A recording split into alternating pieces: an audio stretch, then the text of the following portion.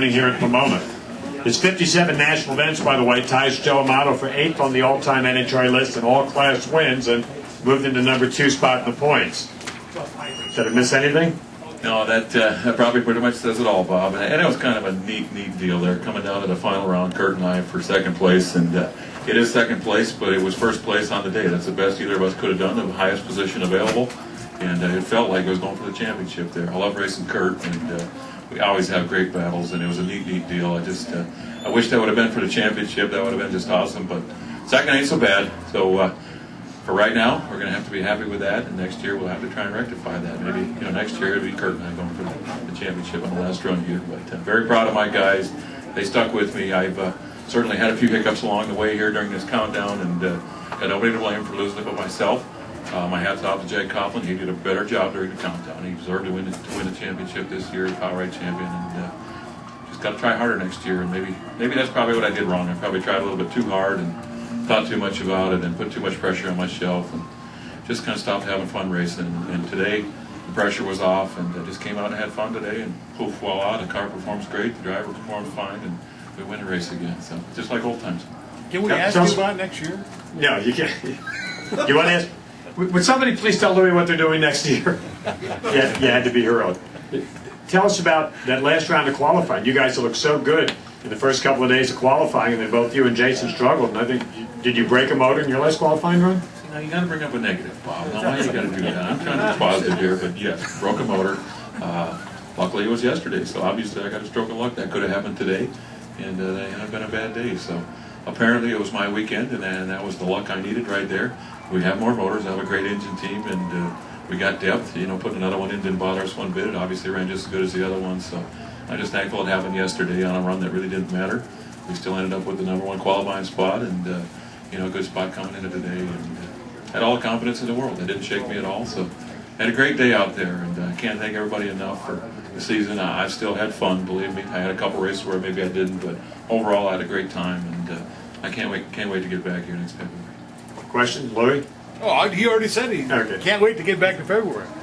Dixon can't talk about it. While we're already knocking the negatives out, how much do you think the GM landscape's going to change in Pro-Style next year? I wish I had the answer for that. I honestly don't. We're hoping. We got our fingers crossed. I know things are tough right now for every business out there, and certainly GM's one of them that we really need to worry about. We really need them. We need Dodge. We need GM. We need Ford. We need everybody out here. That's a huge part of our economy and what drives this deal. It certainly drives drag racing, and Pro Stock is based on the factory support. So we don't know for sure what's going to happen yet. They're trying to get things lined out, do all they can to stay involved, but we don't know.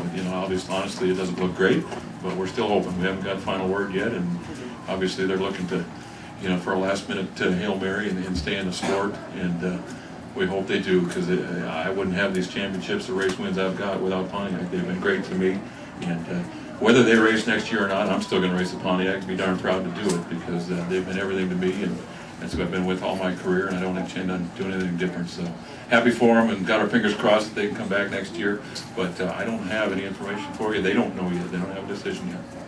By the way, I cheated you out of one win this season. That was the 6th win on the season, so I know. Negative. Other questions for Greg? Greg, do you sometimes does the secrecy of between you and Warren and some of the other teams where you've got drinks hanging and IV bottles and all kinds of stuff, does that ever get in the way and maybe mess up your season? I don't think so. I don't think it's got anything to do with that. Really, if you go back a couple, 3 years, we had a pretty good advantage on these guys, and it's like we got to second base before the rest of them did, and without those curtains and without that secrecy, they'd have got to us quicker. It took a couple of years before they reeled us in, so to speak, and now we're all about even. I don't like it that way, but that's just because technology filters through and it gets out. So that's why we do that, and I don't mean to be a pain in the butt by doing that, but that's the way this class is. If you finally discover something and get there ahead of the next guy, you better keep it as long as you can, because eventually it's going to get out, and they're going to run the same as you. So that's why we do it. And I wish we didn't have to, but unfortunately everybody looks at what everybody else does and learns from everybody else. But it does make the class better, it makes the sport better, everybody gains on it. So Pro Stock is probably better for the fans and even the media right now than it was 3 years ago when we were winning all those races. It's tougher on me, tougher on us racers, but it's probably better for the sport in general and our future. So I guess I'll have to live with it, but it's still my #1 job to make it go back the other way. And I'm going to keep trying all I can to gain that advantage again. But it's tough these days. It's tough, but I'm not giving up. I think we can get that advantage back. And even if we can't, if I can still race for the top of them, we can perform like we did today. We can still win races. We can still win championships. If we just performed like that, the majority of the races in the countdown, we'd be POWERade champion today. We didn't. I'm the one to blame for it. I was the one that was, making the mistakes and just press too hard. And sometimes you got to back off. It's just tough to go up that starting line and thinking you don't have to try as hard as you can.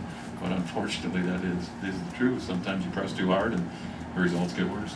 You talking about mistakes mechanically tuning the car, or mistakes as a driver? No, mistakes as a driver. I pressed too hard and tried to do things I probably wasn't capable of doing because my car wasn't ahead of anybody. So, we got a lot of great drivers in this class right now. We got a lot of fast cars, and you just go up there thinking, if you're not the fastest car, you go up there thinking that you got to do something special, and that gets you out of your game, out of your element. And I have nobody to blame for it but myself.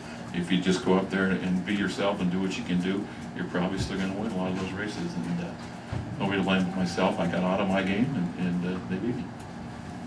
Other questions? Greg, I know that all of y'all talk about the parity and that there's so many guys that can win each week and whatnot, but if you stand back and look, it's been you and Jeg now, 7 championships over these last few years, and you really have developed this thing, Bruce and Jeg, a friendly thing, but you push each other like probably you never expected.